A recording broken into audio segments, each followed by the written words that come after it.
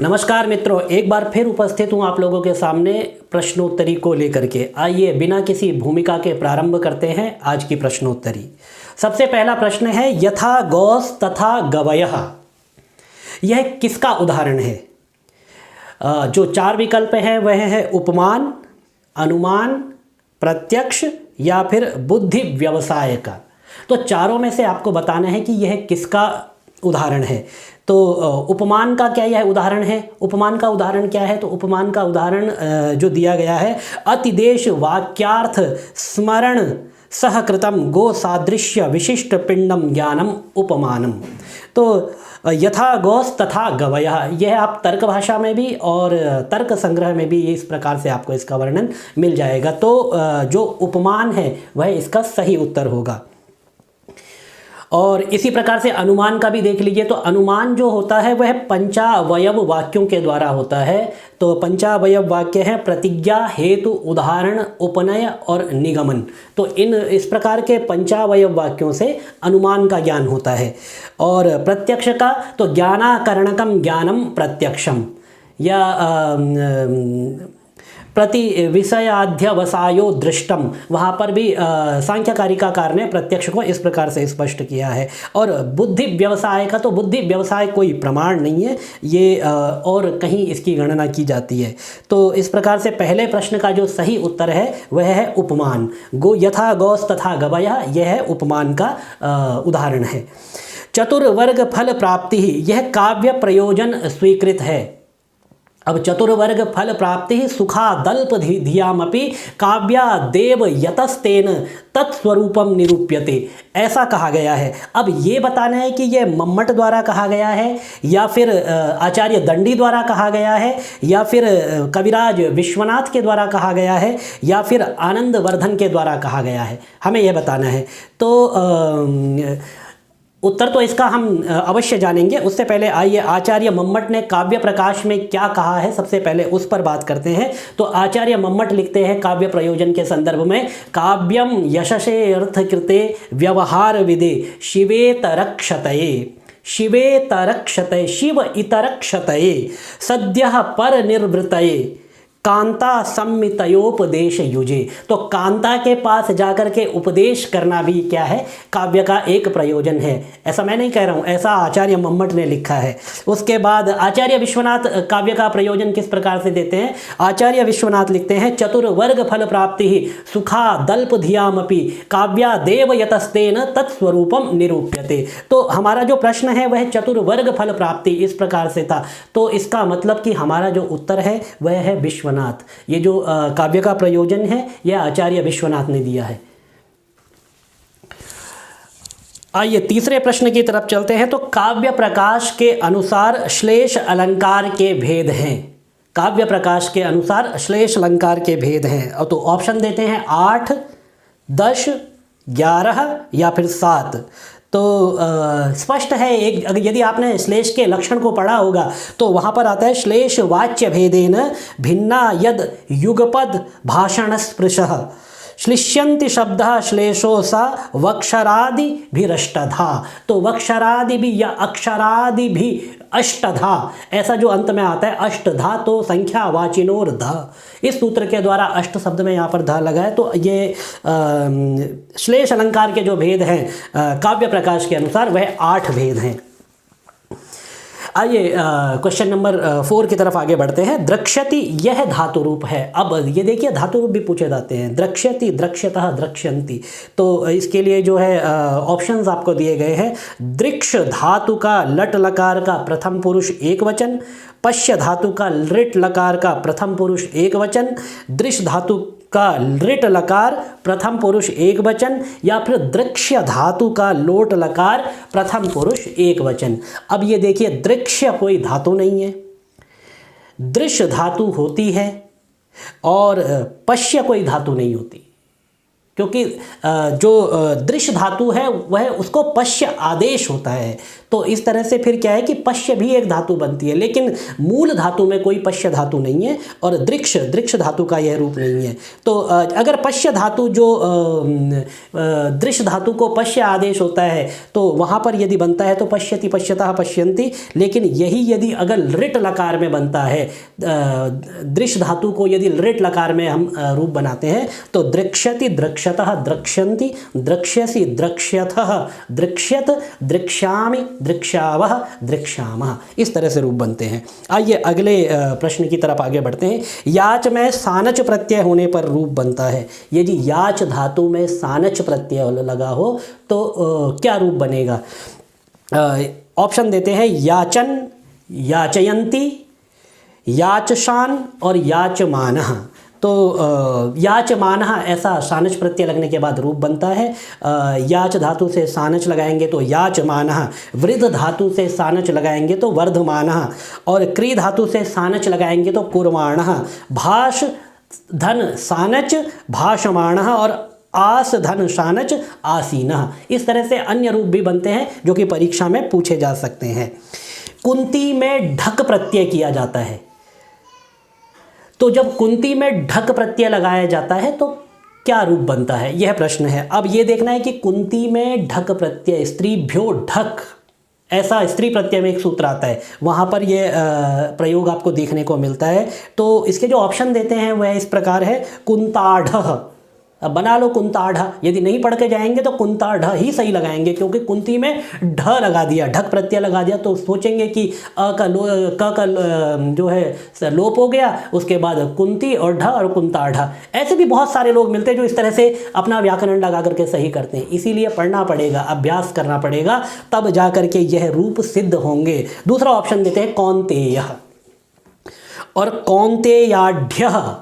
अब देखिए सभी कंफ्यूज कर, जिसने नहीं पढ़ा होगा उसको प्रत्येक शब्द कंफ्यूज करेगा। वो कुंताढ़ भी बनाएगा और कौन्तेयाढ्य भी बनाएगा और कुंतीढ़, ये देखिए और ज़्यादा महान। तो कौन्तेय रूप बनता है स्त्रीभ्यो ढक सूत्र के द्वारा, इसीलिए जो है, और ढक होने के बाद आयने इनी यफाड़ ख च घाम प्रत्ययादि नाम, इस सूत्र से जो है यहाँ पर आदेश हो जाता है ढक को, और तब जाकर के कौन्तेय यह रूप बनता है। इसी तरह से एक रूप और बनता है वैनतेयः। विनता का जो पुत्र है उसको कहते हैं वैनतेयः, राधा का जो पुत्र है राधेयः। इस तरह से अन्य रूप भी देखने को मिलते हैं जो कि परीक्षा में पूछे जा सकते हैं। अब आगे आइए तो आयने इनी यफाड़ा घच घाम प्रत्यय आदि नाम से ए आदेश ढक को हो जाता है, ढ को हो जाता है, तो फिर कौन्तेय रूप बनता है। आदि यच वृद्धि हो जाती है और कुंती शब्द से कौन्तेय ऐसा रूप बन जाता है। कादंबरी कथामुख में वर्णन है, बहुत ही महत्वपूर्ण प्रश्न। कादंबरी कथामुख में, अच्छा कादंबरी कथामुख में तो बहुत सारे वर्णन है, लेकिन आपको 4 ऑप्शंस दिए जाएंगे, तब आपको बताना है उनमें से कौन सा वर्णन है। अच्छा कौन सा वर्णन है और कौन सा नहीं है, ये अस्ति नास्ति के बीच में सबसे ज़्यादा लोग गच्चा खाते हैं। और जहां एक प्रश्न टीजीटी पीजीटी या यूपीएचईएससी में गलत हो गया, ये समझिए कि आप 1000 बच्चों से पीछे हो गए। तो इसीलिए जो है अस्ति नास्ति का हमें विशेष ध्यान रखना है। तो कादंबरी कथामुख में वर्णन है किसका? अगस्त्याश्रम का, जाबाल्याश्रम का, हारीताश्रम का। अब देखिए कादंबरी कथामुख में अगस्त्याश्रम भी प्राप्त होता है, अगस्त्याश्रम का भी वर्णन है जिसमें अगस्त्य के पुत्र इदमवाह का वर्णन है, और जाबाल्याश्रम का भी वर्णन है जहाँ पर वो शुक अंत में हारीत उसको लेकर के जाता है, और हारीत आश्रम का भी वर्णन है। तो इस तरह से अब हमने पहला ऑप्शन देख लिया अगस्त्याश्रम और सही गोला लगा करके आगे हमने पूरा पढ़ा ही नहीं, उत्तर पता था फिर भी गलत करके आ गए, क्योंकि जो अंतिम ऑप्शन है वह है उपर्युक्त तीनों का। तो सही उत्तर हमारा डी होगा। इसमें अगस्त्याश्रम का भी वर्णन है, हारीत आश्रम का भी वर्णन है और जाबाल्याश्रम का भी वर्णन है। तो हमारा जो विकल्प है वह डी सही होगा कि उपर्युक्त तीनों का वर्णन इसमें प्राप्त होता है। अब वर्णन भी यहाँ पर जो है कुछ दिया गया है कि किस किस प्रकार से, लेकिन वीडियो बहुत ज़्यादा लंबी ना हो जाए इसलिए केवल प्रश्न और जहाँ पर आवश्यक होगा उसकी व्याख्या पर बात करेंगे बस। करोति कस्य नाह्लादं कथा कांते व भारती, यह उक्ति किस कवि की है? अब यही है कि यदि वाचन किया होगा तो ही यह पता होगा, नहीं तो सब किरातार्जुनीयम को शिशुपाल वध में लगा करके आएंगे और शिशुपाल वध को नल चंपू में लगा करके आएंगे। इसीलिए वाचन अत्यंत आवश्यक है, प्रतिदिन वाचन करना चाहिए। और अपने चैनल पर हम भी उपलब्ध करा रहे हैं ग्रंथों के मूल को, जो कि वाचन हमारे द्वारा या हमारे यहाँ पर विद्वानों के द्वारा किया जाएगा। उस वाचन को सुनकर के भी आप अपनी वाचन की गति को ठीक कर सकते हैं। करोति कस्य नाल्लादम कथा कांतेव भारती, यह उक्ति किसकी है? महाकवि बाण भट्ट की, त्रिविक्रम भट्ट की, शूद्रक की, या फिर कवि कुलगुरु कालिदास की? तो सही उत्तर होगा करोति कस्य कर्णांत विभ्रम भ्रांत कृष्णार्जुन विलोचना करोति कस्य नाल्लादम कथा कांतेव भारती। पहले अंक का 13वां श्लोक है ये नल चंपू में। तो त्रिविक्रम भट्ट इसका जो है सही उत्तर होगा। इसकी अन्य प्रमुख सूक्तियाँ भी हम देख सकते हैं, क्योंकि अक्सर सूक्ति पूछी जाती है नल चंपू से। तो सर्वम सहा सूरयः, विद्वान लोग सब कुछ सहन कर लेते हैं, यह एक सूक्ति है जो कि 15वां श्लोक है प्रथम अंक का। और नैको रसः कवेः, इस प्रकार की एक और सूक्ति हमें नल चंपू में प्राप्त होती है जो कि 16वां श्लोक है। और परस्य हृदय लग्नम न घूर्णयति यच्छिरः, यदि आपका बाण दूसरे के हृदय में लग जाए और जब तक उसका सिर ना घूमे तब तक उस बाण का कोई लाभ नहीं है। परस्य हृदय लग्नम न घूर्णयति यच्छिरः। रम्या रामायणी कथा, रम्या रामायणी कथा भी जो है नल चंपू में है और बार बार ये पूछी जाती है। अब बाण भट्ट की बात करें तो धिया निबद्धे यमति द्वयी कथा, ऐसा उन्होंने वासव दत्ता और कादंबरी के विषय में अपने जो प्रारंभ के जो 20 श्लोक है उन श्लोकों में लिखा है। और भी अनेक सूक्तियाँ जो है प्राप्त होती है हमें कादंबरी में, तो अवसर रहेगा कादंबरी का तो वहाँ पर उसकी चर्चा करेंगे। अभी हम अपने अगले प्रश्न की तरफ बढ़ते हैं। त्रिविक्रम भट्ट ने नल चंपू में सबसे पहले किसका स्तवन किया है? ऑप्शन है कामदेव का, विष्णुदेव का, गिरिसुता का, या भगवान शंकर का। आपको श्लोक याद होगा? नहीं है तो वाचन करें और श्लोकों को याद करें। कम से कम श्लोक याद ना हो तो श्लोक पता तो रहे किसके विषय में है। आइए, जयति गिरिसुताया काम संताप वाहिन न्युरसिरस निषेकश्चांदनश्चंद्रमौले तदनु च विजयन्ते कीर्तिभाजां कवीनां मसकृतमिदविन्दो स्यन्दिनो वाग्विलास। अच्छा, कीर्तिभाजां कवीना मसकृतमिदविन्दो स्यन्दिनो वाग्विलासा। और यदि कीर्तिभाजां कवीनाम ऐसा करते हैं तो असकृतमिदविन्दो स्यन्दिनो वाग्विलास। तो भगवान जयति गिरिसुताया काम संताप वाहिन, कई बार लगता है कि गिरिसुता का वर्णन किया गया है, लेकिन आगे पूरा सुनेंगे तो जयति गिरिसुताया, जो गिरिसुता के काम के संताप को वहन करते हैं। गिरिसुता पार्वती के काम के संताप को कौन वहन करते हैं? भगवान शंकर वहन करते हैं, इसीलिए यहाँ पर स्तुति भगवान शंकर की गई है।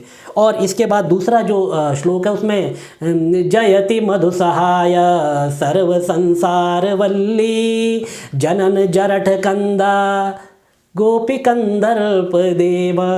और इस प्रकार से जो श्लोक है अभी पूरा नहीं याद आ रहा है, तो उसमें कामदेव की स्तुति की गई है। चलिए अगले प्रश्न की तरफ आगे बढ़ते हैं।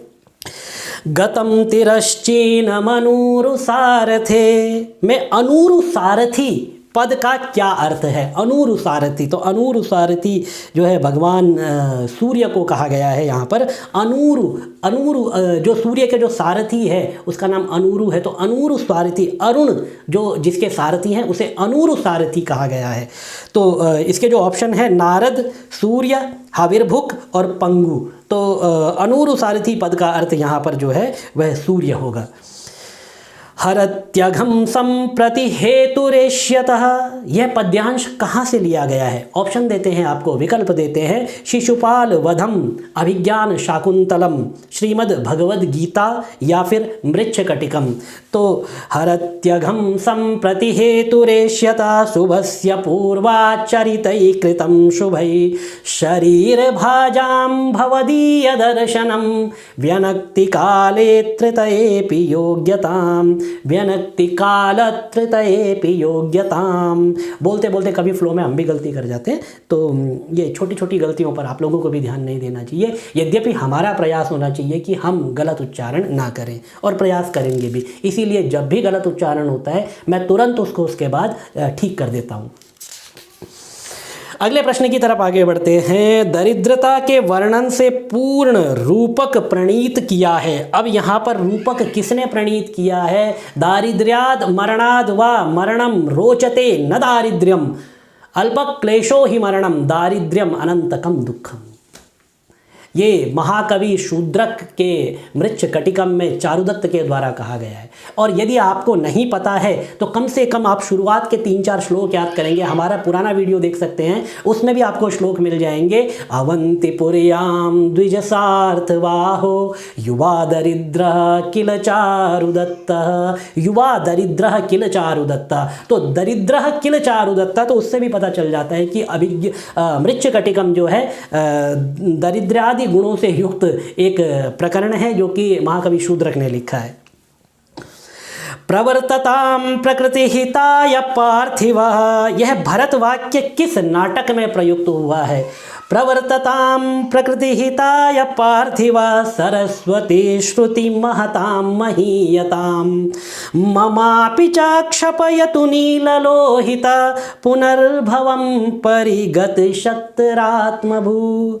सरस्वती श्रुत महताम महीयताम, ये अनेक संस्थानों का ध्येय वाक्य भी है, तो हमें इसको ध्यान रखना चाहिए। अभिज्ञान शाकुंतलम का यह भरत वाक्य है।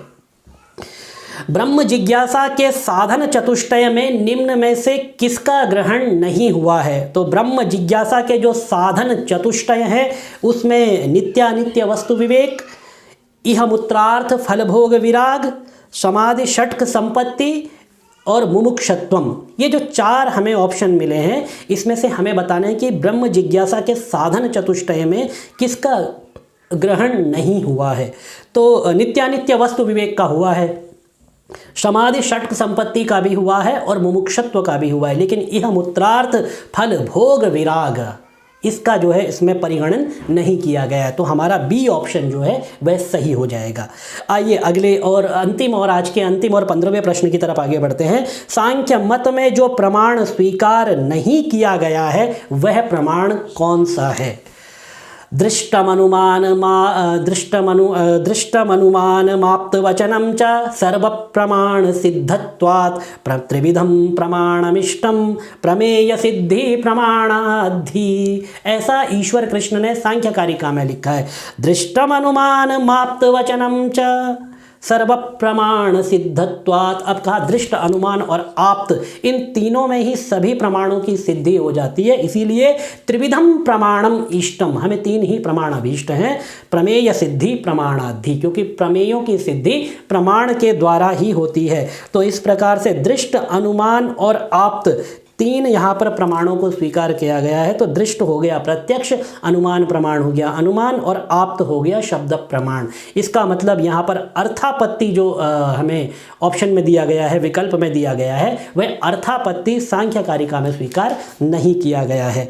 तो मित्रों आज बस यहीं पर आज की प्रश्नोत्तरी को हम रोक देंगे। इसके आगे जो भी होगा उसके लिए हम आगे फिर अपनी कक्षा को जारी रखेंगे। ऑफलाइन क्लासेस भी उपलब्ध है, जिसको भी ऑफलाइन क्लासेस लेनी हो, हम दिल्ली NCR में हम लोग ऑफलाइन क्लासेस उपलब्ध कराते हैं। तो अपने कमेंट सेक्शन में आप लोग अपनी बात को रख सकते हैं यदि आपको क्लासेस की